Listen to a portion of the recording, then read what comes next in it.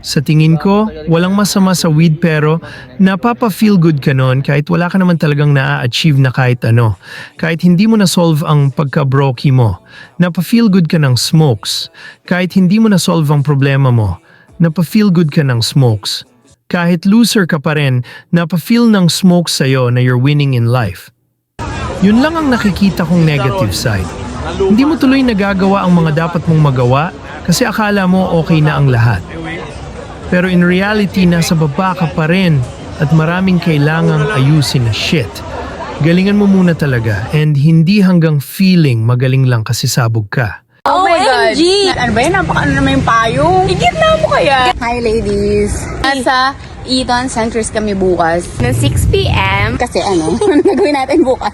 Kasi sasamahan namin si Daddy bukas sa Wish Bus dahil kakantahin niya ang Baby Hindi ang ILY. Baby, hindi ubra na ako. Ano ba yan? Sa Wish Bus.